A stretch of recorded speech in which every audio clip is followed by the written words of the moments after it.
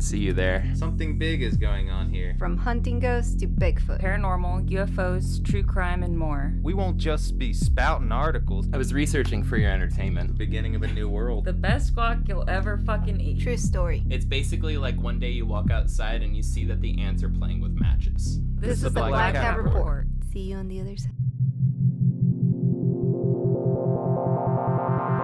Trigger warning. While we won't be going into graphic detail, part of the story will mention memories of rape.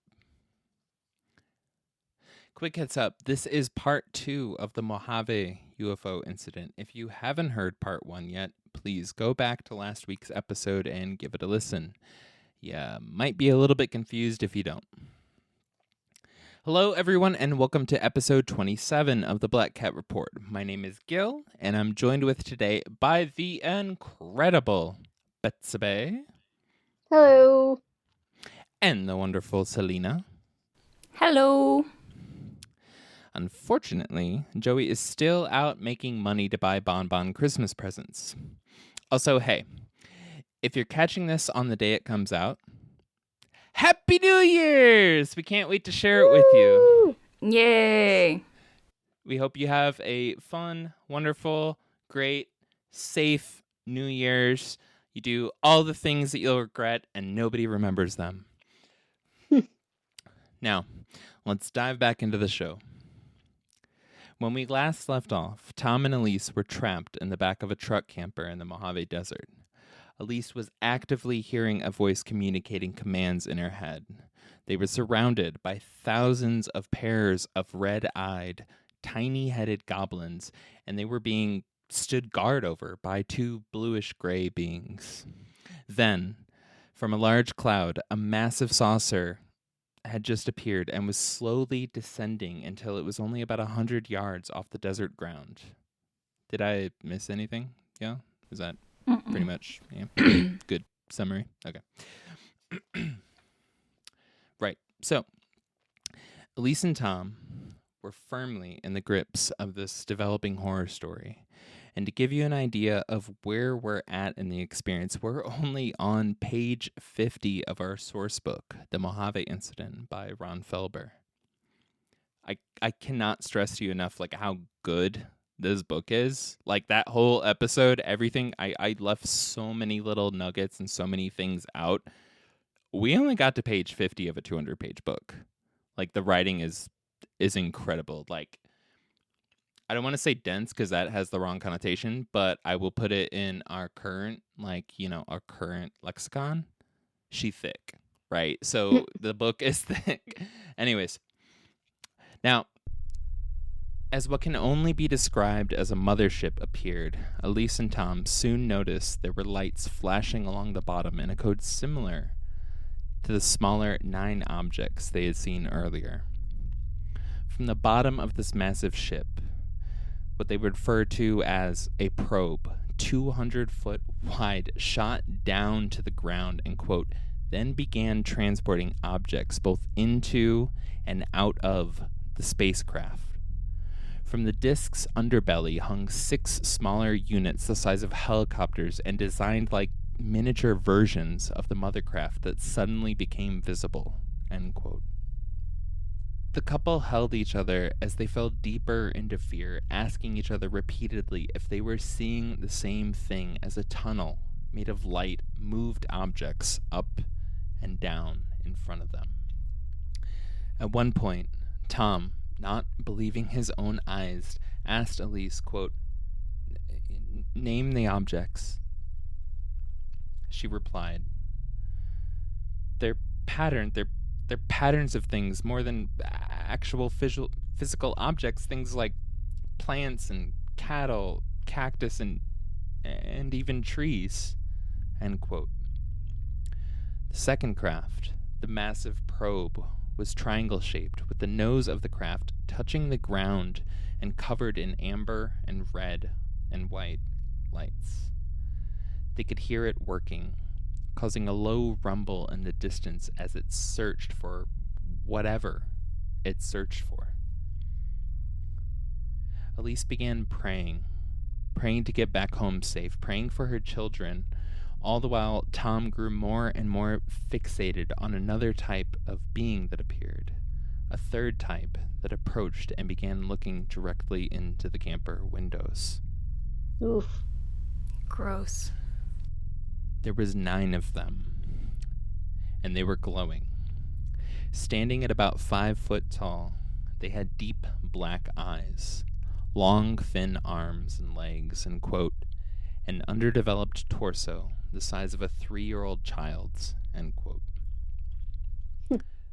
They are incredibly, disproportional to Grotesque. human standards. This is, can you just imagine you're in, a camper cab on the back of a truck of a Ford F-150, an old Ford F-150, and through those long narrow windows on the side, you literally have 9 creatures just approaching, just inches away from the window, just looking at you.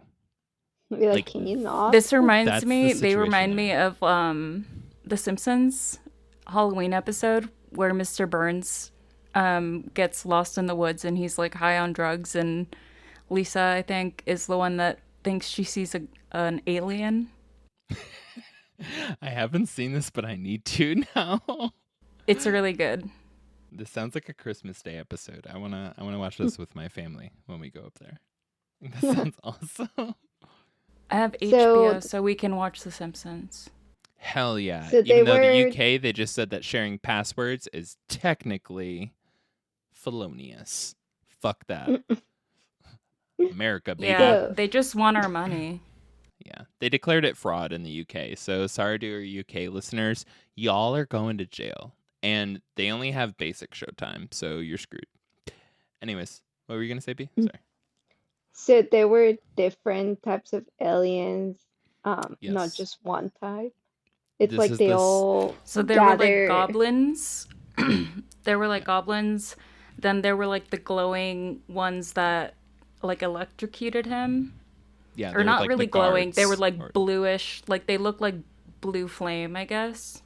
Mhm. If you picture And- loose sparks between 2 cables, that bluish, whitish, grayish color, they were Yeah, like like that and phasing in and out of reality. So there's now 3 types of creatures or beings that are involved Wow, in so this they all situation. just decided to gather together to do this, an This is like It's a a expo. family reunion. Yeah, this is a United Nations of fear going Yeah. on right here.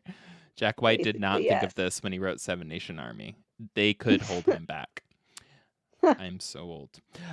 So while feeling like animals on display at a zoo, it was at this point Elise heard them, assumed, or instinctively knew they wanted her son, Thomas Jr. Oh my God. She screamed out in agony at the thought while Tom held her, completely disarmed and helpless. A sudden jolt pierces through Tom's body when he looks into the illuminated being's eyes.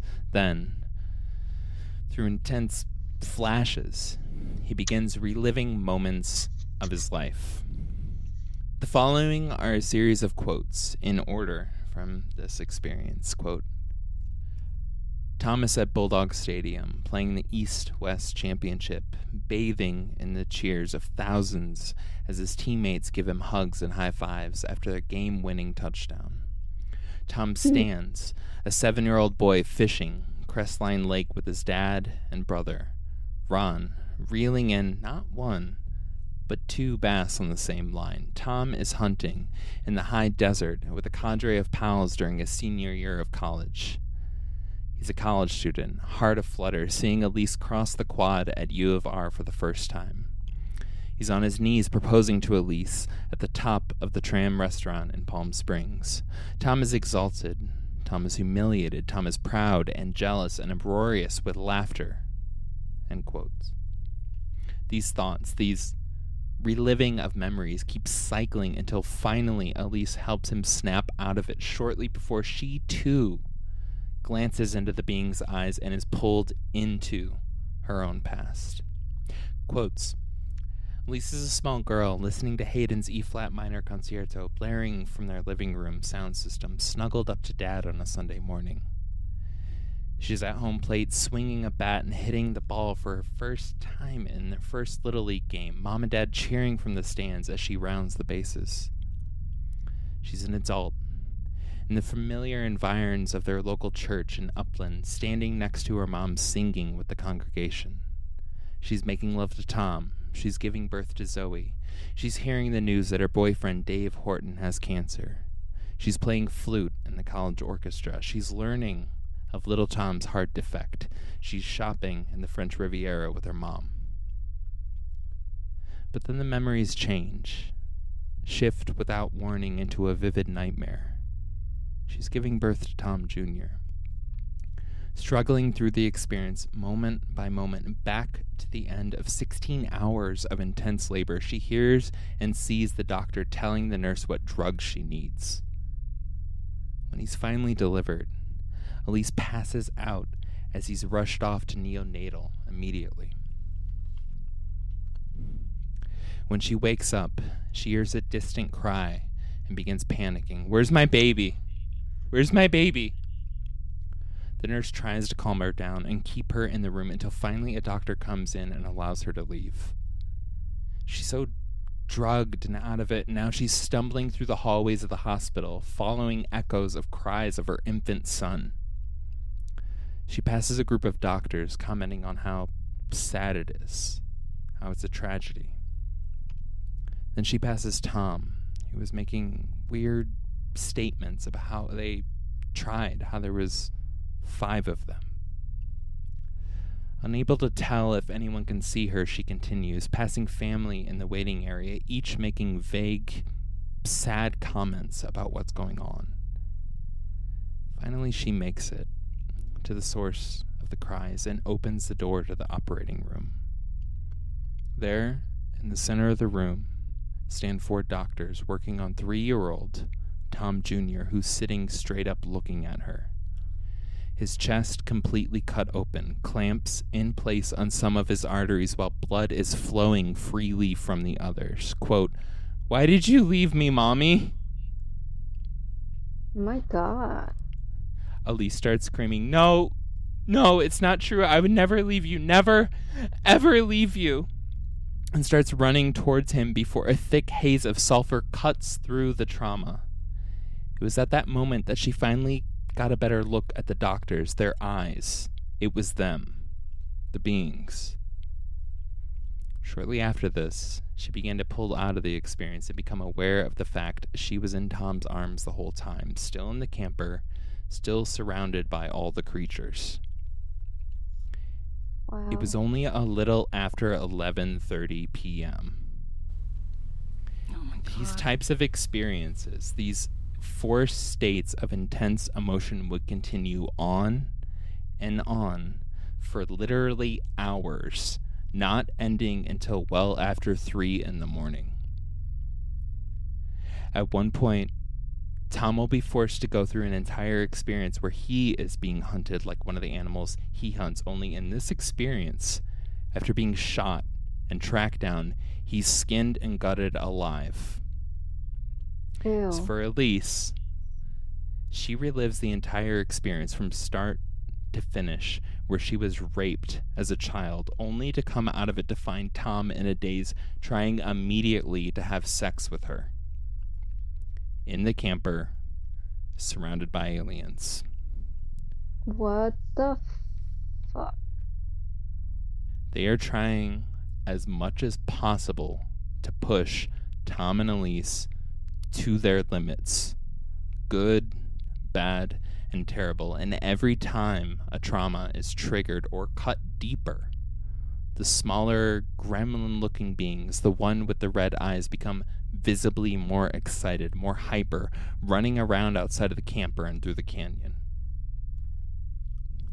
At one point, while both of them are beginning to be taken by a strange cold fog that keeps rolling into the camper before the visions start, Tom will say to Elise, quote, "Let's decide now that if we die, and if we can, we'll stay together forever."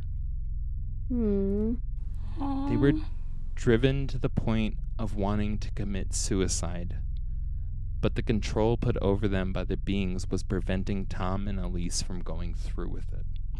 It was literally a living hell. Wow. Oh my god. Yo, like, I know I summarized that down a lot. That was like 40 pages of the book of just like really intense memories, super intense details, long stories, like just mindfuck after mindfuck after mindfuck. Like, it just dug into both of them, and they were both just like not realizing they were shifting into these experiences and just completely reliving them, and then coming into consciousness and just being like, wait, where am I? Where, like, it was like a dream state that was just being triggered over and over and over again, and it proceeded in such a demented way where it went from like, oh, these are good memories, this is positive, this is this, to like, this is getting dark, this is getting darker, this is getting dark, to like you're hallucinated and being in these things, and it's just like, it's really intense. Like the scene, I'm not gonna go into like the rape scene. It's broken down in detail from her memory. But the scene with her son, the way that it flows into the book, like, there's no possible way she could have not just thought that it was like her reliving the memory, even if she was aware at the time, which I don't, who the hell in that state would have enough, like, would be able to step back to be like, I'm reliving stuff right now. Like, no, you're just caught up in the moment. Like, you're literally surrounded by aliens. You just saw all this shit. You're in like a second to second kind of mentality. You're not thinking about what's actually happening right now. You know, there's no hindsight. So she's going through the experience of like giving birth to her child, to like Thomas Jr., but then it just like twists and becomes like demented, and she becomes almost like a ghost walking through the hospital as she's hearing all these people making comments about her, and then just like literally goes from like she's following the cry of her infant son that just got born to seeing her son current day sitting on a table bleeding out, like crying at her. Like, it gets fucking dark. Like, real dark in this shit. They are being tortured. Just straight up. Yeah. It's like they just went down there to find some people to torture. They're all just hanging out, doing this is fun for them. Yeah. I don't know, but like, this is the worst group to party with. Yeah. Sorry, I had to break They're the like tension for a second. bullies. They're bullying them. Low key, like little bit. So, bringing our timeline of their experience up a little bit, right, to just after 3 a.m., signs of relief seem to finally be showing. Well, Tom and Elise held each other, crying and trying to put into words the solitary torture they had been experiencing. A massive movement outside of the camper caught their attention through the windows. First, one by one, and then in packs. Similar to the way they came in, the gremlins, the smaller creatures with red eyes, began to retreat back the way they came, running deeper into the canyon and back out into the desert plains. For the first time since the 9 lights appeared in the sky nearly 5 hours earlier, Tom and Elise felt relief. Crying in joy, Tom was able to actually, like, almost crack a smile.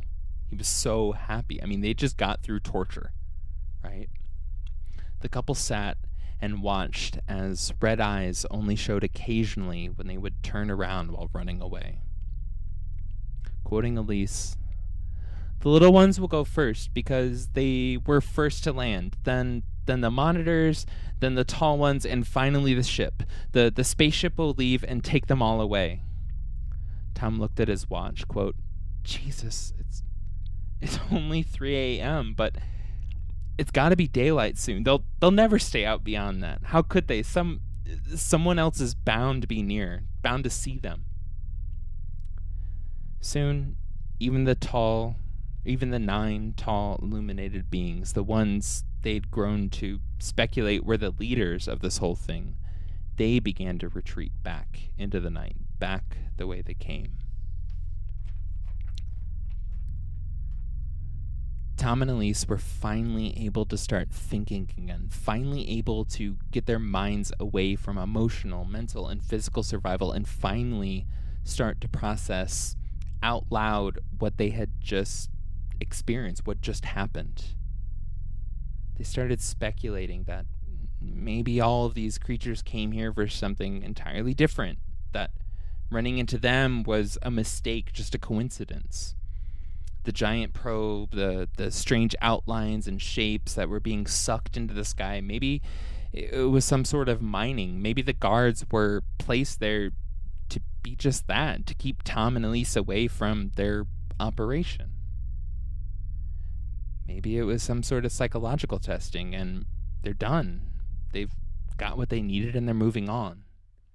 Yeah. And like this whole time, like Elise and Tom are talking back and forth, like during all those 40-something pages that I kind of like ran through with the summary. They're talking back and forth about being worried about the kids, and if we die, and if something happens to us, and like they are super loving, super committed parents, and it is a very big deal. Like they are constantly having just like emotional breakdowns, thinking about not being able to be there for their kids.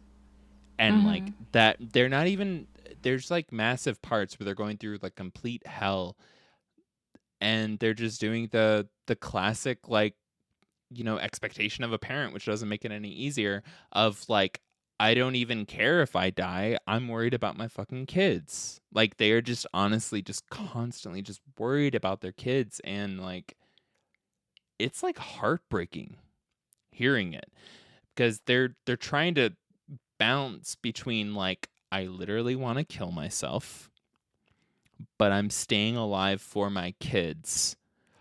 But the longer I stay alive, the more I get tortured through the most painful possible things I could ever experience in my life. And like, even when they do, and they will later, spoiler, try to kill themselves, they can't.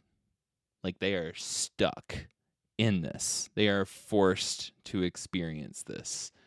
And the whole damn time you have thousands of these little gremlin looking things all around them, all around the desert, running like monkeys almost around the area, that are clearly getting more like excited, almost like an audience that's applauding the more traumatized they feel. Like this is That's terrifying. fucked. Like, part of me, like, reading this, I'm like, if they did make this up, they should have just came clean and made a very lucrative living as authors. Because, like, holy shit.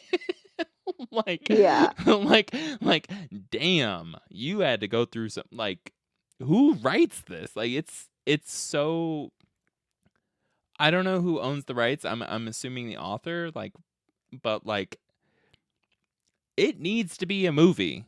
There's so many scenes, and like there's so many things that we won't even cover in this series, that it's just like, this could be a damn series, like a mini series, like easy, like no problem. Like Yeah. I don't know if I would watch obviously it. Benicio del Toro, like he would fucking kill as Tom, you know. But yeah, no, it'd probably end up being Johnny Depp. I would still watch it, but Tim Burton, hit I me up. definitely Not want to really. read the Just book. dude, it's so good. It's so good. I will loan it to you. And also, just as a side note, if anybody does go out and purchase the book, send us a photo on like Instagram or an email, contact@blackcat.report. Send us a photo of you with the book, like smiling or something like that. I'd love to share it. You know, like we constantly are recommending authors. We're only recommending authors that we actually like give a fuck to share and make episodes about. And kind of, I don't know, we'd like the clout to like show authors like, hey, people actually do check out books when we recommend them. Come on our show and answer all of our listener questions and stuff like that. So help us build up a movement here, damn it. Love to get Ron on. I heard his interviews on Coast to Coast, and they were pretty great, and I have a lot of questions I want to pick his mind about with this. Tangent done. All right. So the couple stared as the invading force of creatures and craft seemed to be moving on further and further into the desert. While understandably impossible to think of at the time, they started to rationalize their individual importance, the absurdity of it all. Quote, what could they want with us? Really, like, who are we? I mean, if they wanted to take human specimens, they sure as hell wouldn't come to the middle of the Mojave to find them. Right? So now they're starting to get that kind of like introspective, like hindsight, just feeling like we just went through hell for hours and hours and hours. But they're now actually able to step away from that recent trauma, and they're being like, what the hell is going on? Like, maybe they didn't mean to harm us specifically. Like, maybe this is a weird byproduct. It sounds like they were all just hanging out, and they're like, oh, let's go check out this empty desert where people usually are not around, and let's just be wild and do our stuff. And then they're coming down, and suddenly they see these two people in the camper, and they're like, oh, let's have some fun with them and torture them and just like make a party out of it. And they just literally, yeah, like it just literally, it was like random. They would just happen to be there, and they're like, oh, cool, let's just like use these people for fun. This is a case for time travelers. They thought it was Burning Man. And they totally got it wrong by a couple decades. But like, it might, if we go check now, it might be the exact location of Burning Man in the Mojave. Oh my god. And they're just like, yeah, all this crazy shit, all these crazy visuals, don't you love this? And they're like, damn, these folks kind of suck to party with, but it's cool being at the first Burning Man. Yeah. You know, so they were just trying to make a party out of it. I'm with you beyond that. I just think that this is a case for the time traveler scenario. Totally. That's why they all show up in different outfits, looking all weird and shit, and with their different crafts. It was all homemade, and they're gonna burn it in the end, you know. Anyhoozle. Elise was now overwhelmed with joy, and for once this evening she actually began to pray as a form of expressing pure happiness, thankful the experience was over, grateful she would see her children again. Tom screamed out, quote, this is it, they're leaving, we're going to live, we're going to see our children again. Their first thoughts. Once they were finally done blurting out their excitement, the honest, lonely stillness inside of the small camper calmly caught their attention. Again, they're in a really tiny camper in the back of a truck, just yelling this shit out into the night, and like everything's leaving. The stillness kind of like creeps in, right? Well, from the darkness, the illuminated figures approach the camper again. No! Their eyes somehow more consuming than before. All the while, flooding in around them, the red-eyed gremlins were swarming, focusing solely on surrounding the camper. Oh my god. That's scary. Why? Twists and turns, homies. I told you. It's like, just go home. I feel so bad for them. Why hasn't M. Night Shyamalan stolen this yet? I don't know if he actually steals things, but I'm just saying. He doesn't. This is Don't like listen to him. M. You're Night the greatest. Shyamalan. M. Night Shyamalan in Inception. Like, it'd be like 6 M. Night Shyamalan twists happening. But Yeah, seriously. I was thinking about like listening to his story. I'm thinking, oh my god, this will be such a great M. Night Shyamalan movie. yeah, I would seriously love to see that. And it's also been a hot minute since he's made a movie. I know everybody hates on him because honestly, he just his came out stuff... with a movie right now. Oh, which one was it? It's really creepy. I actually want to watch it. I can't remember the name of it, but it's about this gay couple with a kid in the woods, and these 3 random people come in, and they're like, "You guys are gonna save the world," but like it looks like they're about to torture them or kill them or something. Yeah, I'll send you the trailer. But Yeah, he's we still just making talked movies. about Avatar. So it's... What? Wait, that's not M. Night Shyamalan, is it? No. Yeah. That's Michael Bay. I thought that was Yeah. like Michael Bay or somebody. That is Michael Night Bay. No. Yeah. He produced it. Oh, M. Night produced Shyamalan it. produced But Avatar? he didn't directed. That makes me want to see Avatar. I feel like M. Night Shyamalan only catches shit after everybody's shocked by his pieces. Like, it's like everybody knows the twist and it literally becomes like a cultural, like a pop culture reference. And then people give him shit. But at the time, people are like, oh shit, this is good. What's wrong with No, M. Night it's a Shyamalan? 5%. It's a 5% on Rotten Tomatoes and a 4 out of 10 on IMDb. No. It's No, I'm just just not talking- good. The Wait, Village, Avatar? The twist in The Village was good. I won't rewatch it, but I'll appreciate the experience. All right, we're getting way off from the plot here.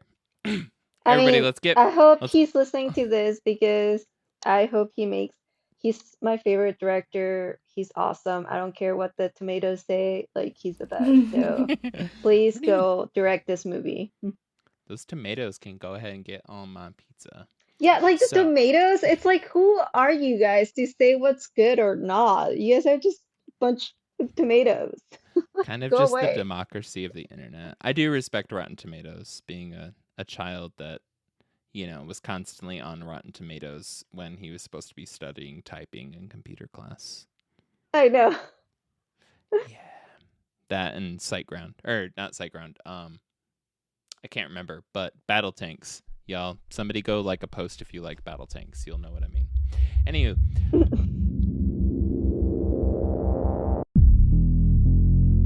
Thank you so much for listening to the Black Cat Report and the Mojave Incident, Part 2. This horrendous and scary incident. Poor Tom and Elise. Please like, review, and follow wherever you get your podcasts. We are so excited for the new year and the new content we'll have coming out next year. Enjoy the rest of the incident.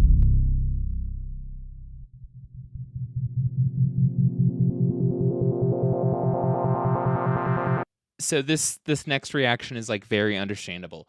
They just felt this massive like this massive relief from freaking like 5 hours of fucking torture, right?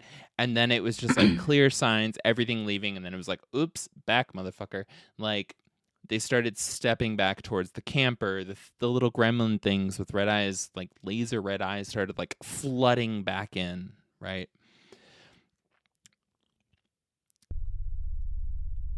Once the relief was lost, once they realized that the relief was lost, that this wasn't ending, that it was just another damn way to get into their heads, to steal their negative emotions, to fuck with them. Tom exploded in rage. Quote, "I'll kill you fuckers. Kill all of you. Every fucking one of you." He grabbed his shotgun and yelled out, "You sons of bitches, you think you can get away with this?" Solid reaction. I'd be pretty pissed too. Yeah. But in that brief moment, before his rage could turn to action, the voice that had been commanding them, the invasive voice that had been showing up in both of their heads, controlling them, all evening spoke out. "Don't do anything to us. Oh, God. Put the gun down. You have no chance. In the end, we'll kill you if you try to harm us." Tom's feelings, his rage was being sucked out of him. He was helpless, becoming almost lethargic until finally the shotgun fell out of his hands. Like, this dude just straight up like lost control of his will and was aware while he was losing control over his will. It's like these aliens could just like slip the experience of like what is it, GHB? Like the date rape drug, like onto you. They could just like slip it onto you and you just lose all inhibition, lose will, and be stuck viewing yourself as just a conscious kind of like corpse to them, to whatever they wanted. That's upsetting. Yeah. Mm-hmm. The gremlin-like beings were now climbing all over the outside of the camper, smearing their faces against the glass and staring inside at the defeated Tom and Elise. They were literally just putting their heads up against the glass, staring at them. That is with their terrifying. like bright red eyes. They are in a canyon in the middle of nowhere. They've gone through 5 plus hours of this shit now, and now there's thousands of these little things just fucking crawling all over the place like a swarm of cockroaches on their fucking camper, just looking at them. Not Like, okay. whew. Mm-mm.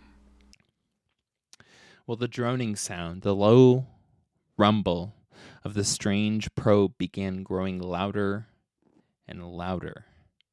It was now approaching the truck, which was beginning to shake. Oh, God, no. Realizing what was about to happen, that they were about to be taken up into the large craft, just like all of the things they were witnessing this whole damn time in the No. distance. Yes, y'all. God. They again contemplated suicide. These are two really, really religious folks. They're having discussions back and forth. The book isn't like heavy on that, but it does make it known in key moments like this where they're just like, yo, God will forgive us for this time. Like, it's a sin, totally not cool.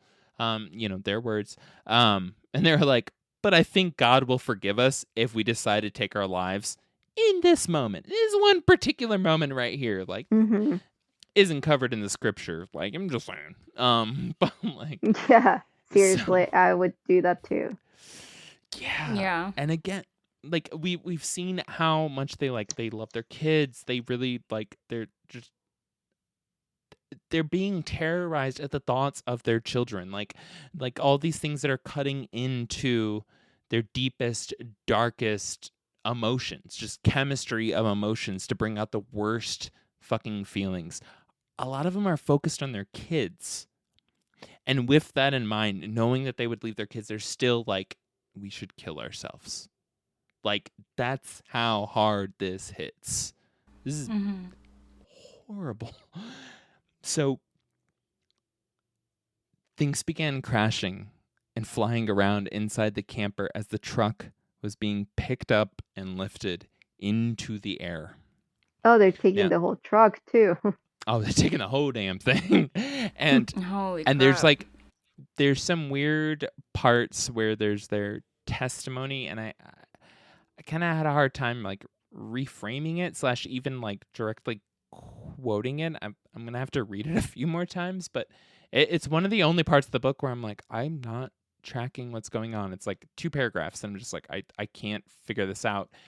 But it seems like the entire area, like the dirt, the tree next to them, the campsite, like everything around them, it's almost like the electrical outline, the persona, I don't know how to say it right, the coloring book without the colors, like picture of where they're at is all being lifted up, right? So it's almost like the soul, like the outline of the soul is being lifted up from the ground. So when they're in the camper and they're looking out and all this shit's flying around and stuff, they're seeing everything, but they're not seeing everything. Like, they know that something's like not quite right, which like respect to how? them. Yeah, like respect to them. In that moment, I wouldn't have the best memory of detail either. It's like being in a car that just got in an accident and is rolling down the highway. Like, you might not have the best memory of what sign did you see while you were rolling. Like, like you're gonna be like, I don't know, I was rolling, shit was flying everywhere. But like, Yeah. it was just like this reminds me of hallucinations, and this isn't a knock at their experience because there's a lot of things that point towards this not being a hallucination. E.g., or if anybody's ever done hallucinogens, you know what they are mutually experiencing. It's not a hallucinogen. That's not how hallucinogens work. Everybody doesn't get together in a group, take hallucinogens, and have the exact same sighting of everything. That's not how it works. So like, but when you take hallucinogens, psychedelics, a lot of times the hallucination or what you're seeing, it's not that you're actually seeing it, it's that you have so many senses geared towards the impression that what you're seeing is there, that you feel like you're seeing it. It's almost like you can smell it, you can feel the warmth coming off of it, you can, like it's just like it's there in the room, but it's not there. That's kind of how I feel like they were talking about everything being lifted, including earlier with like the cactuses and the animals and like everything being lifted up off the desert floor. It's like it was like a visual outline of an impression of the thing. It was like the soul, the emotion of these things were being sucked up and mined into this craft, but not the physical object, which is important because when we talk about UFOs, we talk about experiences, we talk about physical evidence. We still don't know how to measure consciousness. We still don't know what the fuck consciousness is. The thing that's allowing you to hear this show and hopefully enjoy it, the thing that's allowing us to talk about it. We've had that forever, as long as humans have been around. We still don't know how to measure it. So if the heart behind that can be stolen, how would researchers come in and measure it? We don't even know what the fuck it is. Wow. That's deep. That's kind of the feeling I get from what they're experiencing. And it also, to me, tracks with the insane degrees of what they're experiencing, like emotionally, right? Where it's just pushing them so damn far. It's really pushing their soul to the limits. Something's going on there. I don't know, but there's a common thread, a common theme, and I haven't, put up my cue cards on the board and drawn lines and connected it with paper clips and shit yet. During this chaos, most of the beings began to leave, taking the form of light they had first arrived in. But now, another entity, that's right, a fourth entity appeared. Oh, no. The party. One that can almost only be referred to as an angel. In the book, they literally, the author literally wrote it out, and everybody kind of like agreed that in past times, if folks saw this being, they would call it an angel. Like an overwhelming feeling of warmth, of comfort, of understanding, of almost like a maternal kind of like essence to it. Wearing a robe with glowing light. They didn't get into the fact that biblical angels have like 27 eyeballs in their rainbow, but whatever. It that would fit in this situation. Anyways, it was that overwhelming feeling of like peace and comfort and like living and experiencing the moment and everything's fine, right? How do they physically describe it? Basically just a robe, a female kind of like essence. They don't directly say female essence, but they start referring to it as she and her and female pronouns. But yeah, there's like a majestic robe and a light emanating from it. They didn't say, 5.3 feet tall and da-da-da. Like they didn't get into that, but it like, was they very, didn't say it was it angelic. had like a head and arms and stuff, because the way they describe the other beings, they're like, it had a short torso and long arms. With this one, they didn't. I don't remember coming across, and I did look, obviously, like anytime something like this comes up, I'm looking for any references front to back of the book for a specific description. I don't remember anything specific, but I did find, and I did write down, like, it was angelic. I can't think of anything in this world where if it straight up didn't have a head, but it had arms and legs and a torso, anybody would be like, I feel comfortable around you. Like, no, that's a worm with arms and legs. I'm concerned. So like, that would strike a different chord. But this, we started going up in size.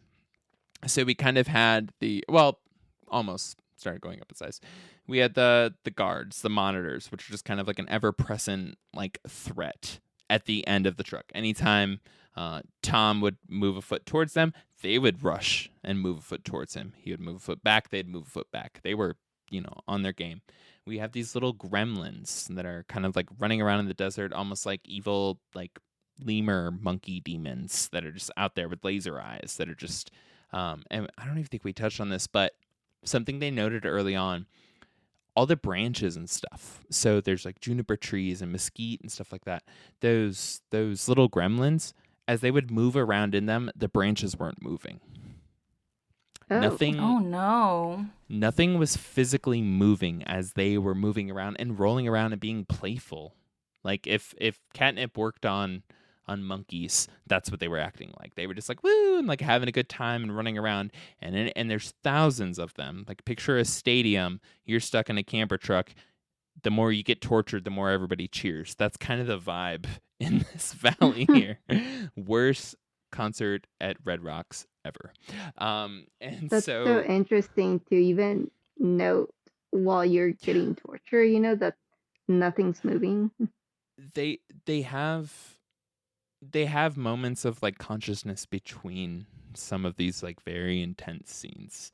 I didn't want to write a script of like 45 minutes of a show where I'm just like, and then Elise was sad about this one time she spilled ice cream or something like that. Like in context in the book, it really does pull you in as a reader because it's so like random. It's like, and then you're 12 and then you're 18 and then you're 14 and then you're 16 and then your boyfriend has cancer and then you're getting married, then you're having sex, then your first boyfriend and then it's just like it fucks with you when you're reading it. Like it's beautifully written. Also, I wanna mention that when you were saying that, it reminded me how in the Bible says that when you get like a rapture or whatever, they show like a whole movie of your life, different times when you were Yes. sad, when you were happy, when you did something wrong, and blah blah blah. I was like, oh. That's a really good point. So Tom and Elise are super religious. Elise is Mormon. After this experience, Tom literally gets baptized, becomes Mormon, just so he can help comfort Elise and become closer to Elise. I mean, it's not super far off from his religious views. I mean, doesn't like she's super strong religiously, but still decided to marry Tom. So like obviously they connect close enough, But he connects and he literally just straight up says, he's like, yeah, I did this to remain close to Elise. Like this traumatizes them for years afterwards, obviously. But like, what was I gonna say? So they're both religious. Well, pulling that back, and I know we're like way off script here, but that's cool. That's what y'all tune in for, right? Maybe, hopefully. Anyway, skip ahead if you don't like it. So with Betty Andreessen, she had this like it was like boxing a glacier, trying to get over how nice but persistent she was in her demeanor. Like she was very nice, very very unassuming, and if she did assumed, it was the best in everything. She's like, well, Jesus would said that he might show up looking like a stranger, so he is the meatloaf, like she's like, hey, like I'm gonna assume the absolute best. I'm literally going to assume you're God, or an angel. Like that's the best I can assume. But she had this strong religious imagery, right? And this religious connotation, all this jazz that went with it. Eventually saw the phoenix, it was God, yada yada yada. Go back and listen to the episode if you want to know more. It's my favorite episode, honestly. So here I'm glad that you brought that up. That was my long-winded way of getting back to if they hold the belief that they see their life flash before their eyes, right, when they die, when they're going to die, when they're going to be taken, when whatever, is that the psychology that these beings are tapping into? If you're going to believe any of this at any level with the beings and with the torture they went through, you automatically have to accept the fact that their torture was customized to them, to their psychology, to their memories. So why wouldn't their strong religious convictions influence the overall experience? Like, it makes sense. Like, they're obviously able to get in their heads. They're obviously able to pull up painful, pleasurable, positive moments, traumatic moments, buried secrets in their heads. Why wouldn't they be able to get to their their religious views, their religious convictions, and be like, oh, you believe that you see your life before your eyes before you die? This is another step we can take to fuck with you. Like, they straight up moved their little invading army out of the way just to create a moment of relief and then fucking tank their emotions in the end. Like, Yeah, because they knew how important their kids were, so they were using that against them. It's like they knew all their deepest and darkest secrets. yeah. So why wouldn't they pull off of their Elise and Tom's like religious imagery, religious understanding? That's par for the course. You know, Mm-hmm. it's on the same road. It tracks. You know, if it's a big deal for them, well, so are their kids. So cool, we got that. Let's exploit it. Like that's literally everything they're doing. Hmm. So, so we were at the fourth being that appeared. One that can only, or basically only, be referred to as an angel. Long flowing robe, super awesome vibes coming off of it, things like that. She had a calm The demeanor vibes were immaculate. immaculate. She had a calm demeanor and filled Tom and Elise with comforting emotions. A new voice began speaking to them in their heads, quote, "It's all right. I'm here now to protect you. Be at peace. It's almost over." Almost. Yikes. Suddenly, right. Suddenly, things began to settle, and with it, a deep, deep exhaustion set in. Tom and Elise fall asleep, the guards still standing at the end of the truck. Ew. This moment caught me. So I understand for probably a lot of folks, they're gonna read that and be like, how the hell could you fall asleep even if you were tired, even if you weren't at this? I literally experienced that. Hey, check out the episode on Personal Paranormal when like I was running. There was the whole situation. There was the cop. There was the tree that I was under, and there was a police officer that was shining their spotlight onto me, and I blacked out, and I couldn't explain it. Like I actually felt a moment of connection in this story when I read that, because it does come across just like, what the fuck? But I heard it and I was like, oh my God, somebody else. Like it's weird. You're so worked up, and like it's like your adrenaline's still flowing, but there's this adrenaline dump, and then it's just like not like you black out, like you can think back and remember falling asleep, but it's just like you just fall asleep, like you're almost like hypnotized like into the moment, and then you wake up. So like, Yeah, I mean, like, they've been through a lot mentally, and like, also, it was 3 a.m. when this is happening, so they haven't slept either. yeah, So, of course, haven't the slept. adrenaline is just like, okay, I'm done. There's nothing else. Like, let's just fall asleep because we're exhausted. Yeah, I mean, you literally have things that are trying to push and to drain you as far as possible. But for me, just my own little moment here, I have straight up experienced something similar to that, which made me go down a road mentally where I was like, stop there. Don't want to keep thinking into this. But like, I've experienced that where you're in the middle of something intense and you're just like, and sleep. And it's like your body's just like, give up, dude.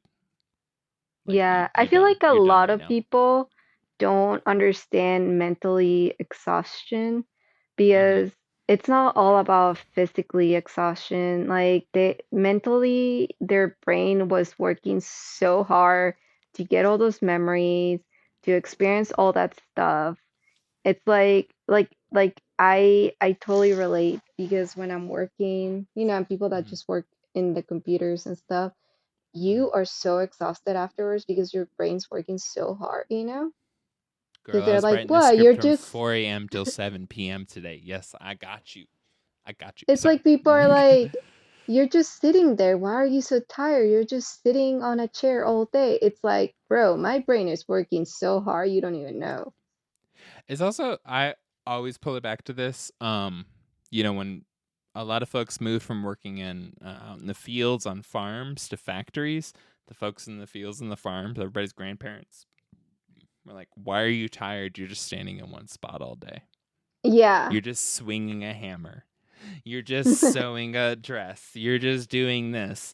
But then the next generation, it's like, Why are you tired? You're just sitting at a computer all day.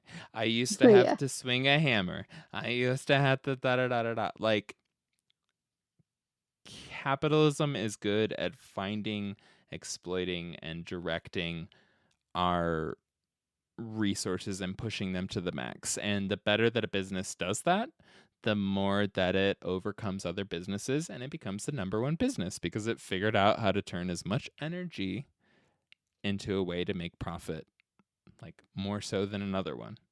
That's what it does. So I ain't gonna knock somebody for coming home from work. I don't care if it's McDonald's. I don't care if it's driving truck. I don't care if they're a professional weightlifter, Instagram influencer. You're tired at the end of the day. It's a relative. Whatever, dude. Like, anywho. I'm with you, B.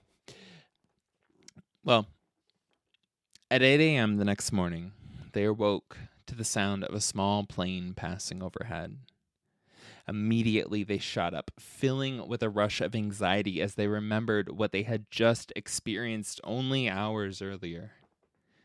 They checked the radio, trying to see if there was any news of what happened the night before, trying to see if the world had ended while they were isolated in the depths of the desert. Remember, they didn't know this whole time if this shit was going on nationally or internationally. They straight up didn't know, which, like, who could blame somebody if you came out of that thinking, like, was that the fucking rapture? Yeah. Like, what, like, literally, like, I always knew it was some crazy shit, some wild shit. Like, I don't know. Ain't nobody seen this in forever. This could have been the rapture. This could have been Judgment Day. This could have been a Russian invasion. Even if it was an alien invasion, which at that point they were both like, yeah, these are aliens. How do they know, isolated in the desert, this didn't happen across the entire world? So they're trying to tune into the radio to just be like, is LA burning? You know, is New York on fire? Does the White House still exist? Like I was saying, so they didn't know, like, if this was global, if everybody was experiencing this, if just people in an area, like, how the fuck would you, like, all you know is that it happened and it was insane. It was intense. You have no clue what's going on. They're turning on the radio. They're trying to flip through the stations, and, well, nothing. Just country songs and the regular chatter of daily news. They packed up camp as quickly as they could and got the hell out of the canyon. Not wanting to feel crazy from the isolation of the incredible experience, Tom insisted that they look for anyone camping nearby in the desert that would corroborate seeing ships in the sky, or at least all the strange lights from the night before. Again, there was a massive craft that completely, like, capped an entire canyon. Then a 200-foot craft that came out from it. Then 6 smaller little mini versions of the craft, the size of helicopters, were swimming around. Then thousands of these little things running around the desert, these little gremlins. And then beings and, like, souls were being sucked into the sky. If I came out of that shit and I'm like, the main world, right, at least via the radio, main world at the time in terms of connection at that moment, wasn't referencing this, I would also feel that drive. I'm like, I'm going to find a neighbor. I'm going to find a rancher. I'm going to find anybody. I don't care if it's a fucking 6-year-old that's like, I saw a light bulb. Like, I don't care who it is. I just need somebody to be like, I'm not crazy, right? Yeah. You would be freaking out, right? So Tom's like, yo, before we leave, we have to do this now. We have to drive around for a little bit before we head back home, find somebody that was camping in the area and ask them, like, did you see anything? Like, at this, they're still trying to figure out, like, did we go crazy last night? Like, what the fuck happened, right? These folks I are would have pretty been doing the straight-laced. same thing, asking people, anyone, anything. These folks are hella straight-laced. They are not into anything besides maybe having a couple drinks, and that's pushing it. Because, again, Mormon faith, technically not even supposed to have caffeine, right? So, like, that's Wait, like, so they're wild. did the angel presence thing actually save them? Like, it was like, hey, I'm gonna Fall I think asleep, it I'll put take them you to back sleep. home. Yeah, and I then think it send put them them to back sleep. home. No. Pretty much. Yeah, Well, because they got I think they were just abducted. They got So- abducted well, and then they fell asleep and then came to back. see things lifting up as if it was getting Yeah. picked up, but they weren't going anywhere. And That was then the- the angel thing came Yeah. and was like, it's almost over. And then they felt really tired. So I think it put them to sleep so that the rest of whatever was going to happen was going to happen. And then I think they're going to unlock the rest of the memories in therapy, regression therapy, or whatever. Oh. That's why I love you, boo. All right. So yeah. Again, not wanting to feel crazy, this and that and the other. They were looking for anybody in the area that could corroborate what they experienced, even if it was just in the peripheral. Like, holy fuck, in that moment, you would at least like to hear one other person at the club be like, yeah, that dude's a creep. You know, like, you would at least like to hear one other person be like, we saw some lights. Were you over camping that way? And you could be like, oh, thank God. Yes, we were there. And this is what happened, you know. Well, a few miles away, they came across an elderly couple camping. And with some hesitation, like, at first, Tom got out of the truck and he's like, I'm going to go up. I'm going to ask him, like, aliens, all this crazy shit. And as he approached this dude who's just like this old guy, like, sitting in a chair, like, waving at him at a, 8 a.m. campfire, basically, he, like, realized, like, I look disheveled as fuck. I look exhausted. And I'm about to ask him about aliens. Like, I should maybe change my phrasing. And, like, this is important, y'all. Like, this is for folks that are experiencing or have experienced any of these things. This is a moment. Like, you come out of this shit super high energy, super wanting to connect, wanting to cooperate, wanting to clarify, wanting answers and stuff like that. But really quickly, the world starts creeping in after the world's been shattered, right? It comes back together, and you're like, I need to develop a shell. Like, I need to start hiding aspects of things. The rest of the world does exist. I was forced to forget about that. So, I don't know. I took a lot of significance from this moment. So, he walks towards the guy. This elderly couple camping, and with some hesitation, worked up the nerve to ask them if they had seen anything strange in the sky last night. Well, to their grief, the older man told them that him and his wife went to bed early and joked that they leave the late night stargazing to young couples like Aww. you. They went to bed at like 7 o'clock, and they were the closest people they were able to find in the area. They Of course. slept through everything. Everything. No. For the next 2 years, Tom and Elise Gifford would be haunted, rightfully so, by the trauma of that night's events. Both of them eventually fully accepting the fact that they were being visited at their house by beings No. on a regular basis. Their children making comments about the monsters with glowing red eyes appearing in their room. Why? Elise becoming pregnant during a very odd encounter, all the while becoming obsessed with learning everything she could about aliens, abductions, and other people's experiences. Tom, falling out of his busybody routine, going from, quote, Mr. Dependable, unquote, to living with the fear of being fired as he struggled to find significance in the shadow of what happened.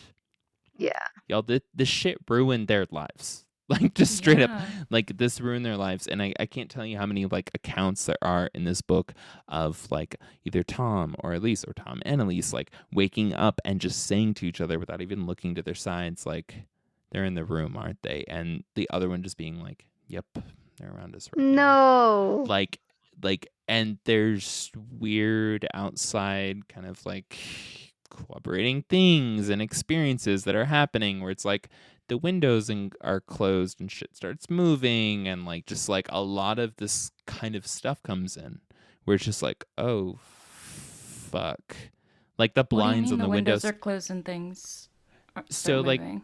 one of the first scenes that they kind of break down with the kids is, you know, like Elise is back home, she's super excited, it's only been a couple days since this super, you know, traumatic experience. She already like loved the hell out of her kids, and like the book starts off with her like playing with them and being the awesome mom. And while she's doing that, her kid makes a really weird comment. No spoilers, because I really hope folks read the book. Kid makes a really weird comment. The windows are closed, and she kind of holds her kid while she's holding him in her arms. She kind of holds him away for a second after like kissing him and, you know, being all cute. She's like, what do you mean? It starts to dawn on her like, wait, are you referring to entities, to these beings? The kid says another weird comment. And then the blinds in the room, the like curtains around the windows, like start like moving, and the same cold air and the same feelings that she got in the camper with Tom like come back in, and she sets her kid down and just starts fucking like screaming. She's like, "Get the fuck out of my house! Get the blah blah blah blah blah blah blah!" And shit's like moving around the room, and that's around the time that her kid's like, "Can we leave the light on? I don't like the things that appear with red eyes when you turn the light off." Like the shit my like God. that. Like, dude, the book is so packed. Ew. It's y'all, it's 200 pages. Like, read 20 pages a day, you'll finish it soon. Like, it's so hard to put down. It's so good. Like, It's it gets like into they can't all of that ever shit. sleep again. Like, how can you go to sleep at night with all this? Like, it's impossible. They try to live with it. Like, and this is something I love. Sorry to keep, you know, like standing up and being like, get the book, but like it doesn't Get the just go book. from like, here's the experience, isn't that crazy? Or like, here's the aftermath, here's this crazy. But it really ties together the timeline of like, hey, this is the reality when some crazy shit happens to you and how people deal with it. Like it goes through like how they talk to their parents about it and how their parents' reaction is. Like what their parents' reaction is to it. And like what support, like good, honest, meaningful support looks like in that situation, but also their parents struggling to show that support in that situation. And like this is over the course of like 60, 70 pages, which are the easy reads. And it's just like, I've never heard somebody actually approach that topic. Holy fucking shit. Nobody's ever approached like, yo, your friend comes to you and they were abducted by aliens. How do you show How support? to help them? Yeah. You know, like how do you make a meaningful difference? Like if you were going to be in this community and you're going to be like, yo, I'm down with this, yo, this might be happening, or I believe in it, like maybe we should have those conversations. I don't know, it's crazy. Yeah. But Yeah, I because like, remember that story that really got to me about the guy, the one that worked in the ship, and they fire him and they ruin his life, the one with the tic tac? yes, That old guy, oh my God, it was so yeah, sad. yeah. And he didn't have a support system. I can't remember his name. I literally have his like puppy dog face in my mind. He kind of I reminds me of know. a baby beagle. It's so sad. And it's true. It's something that people Yeah. don't talk about. Like so many people go through this and they don't Mm-hmm. have a support system that helps them walk through this, you know? Well, we also, yeah, and like, and to me, like first step, which I kind of like realized it's not outlined directly in the book, but I feel like if you think about it, it becomes a conclusion, which is like, yeah, we don't have a support system. We have no context to talk about this. Like we like, there's no conversation about what a support system looks like. It's like all or nothing, honestly. It's like either the government admits UFOs are real or everybody's fucking crazy. Like that's it. There's two options. It's like you Mm-hmm. can fit in with a bunch of freaks and like the fringe community over here. You can be a topic of like the Inquirer or some shit like that. The government can come out and literally an act of Congress, right, will say that you're legit or you're fucking crazy and fuck you. Like, how Yeah. could you have an experience 1/100th this level and not have your concept of reality shattered just with questions? just straight up. It just, if you saw an alien and it was like peace and like disappeared, you're going to be like, am I crazy? Am I all right? Was I taking drugs? Do I not remember taking drugs? Do I not remember taking drugs because I took drugs? What's going on? What about my aunt who had this issue with her and da da da da da? That's not supposed to be hereditary to me, but blah blah. Like it's gonna fuck with you.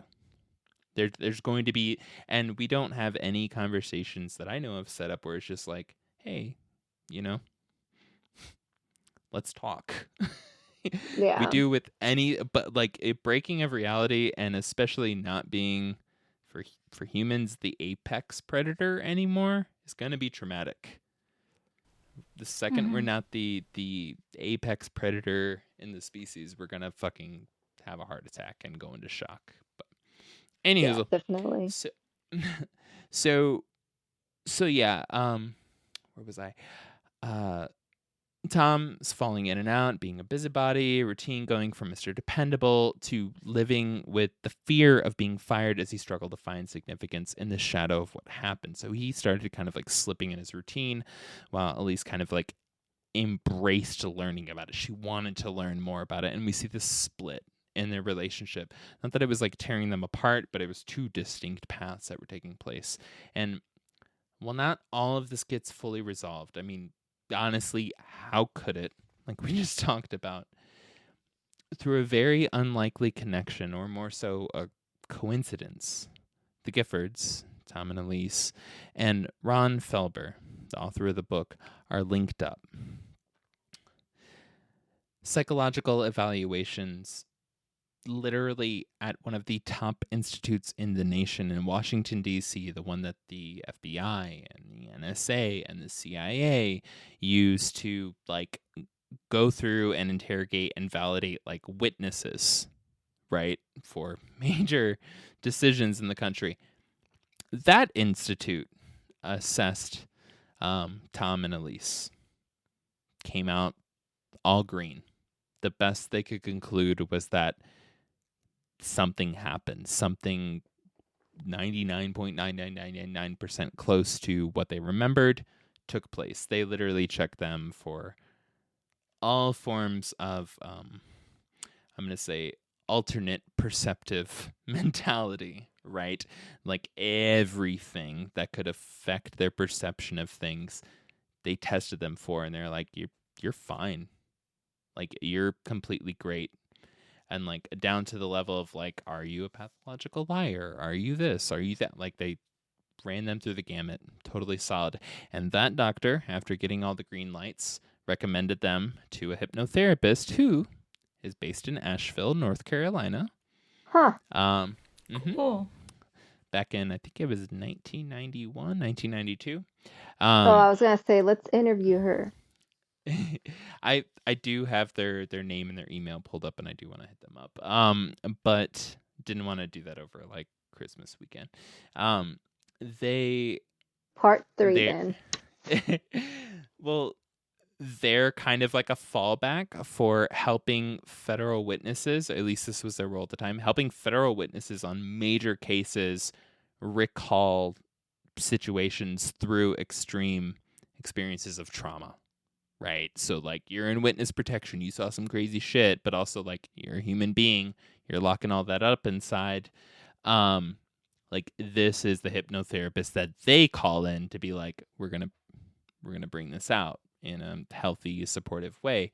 So one of the most trusted hypnotherapists in the country proceeded to them put Elise and Tom through hypnotherapy. All the recordings, all the tapes, all the this and that and the other. And that is when you learn about their abduction. But I'm going to save that for you guys. Oh, when they fell asleep? Hopefully, yes. So when you hopefully go check out this book, because if you love this show, you should honestly really love this book.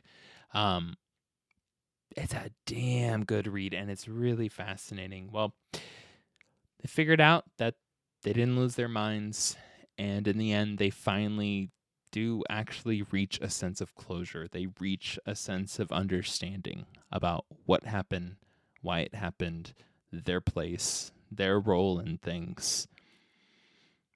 And as I said in part 1 of this series, there is so much more that can be unpacked in this case. I hope you enjoyed it.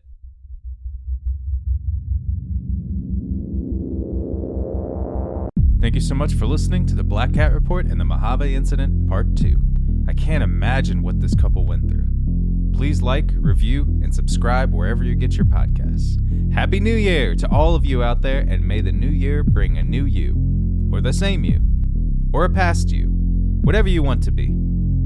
We appreciate all the listens, comments, and everything you do to support us, and we'll see you in the new year and on the other side.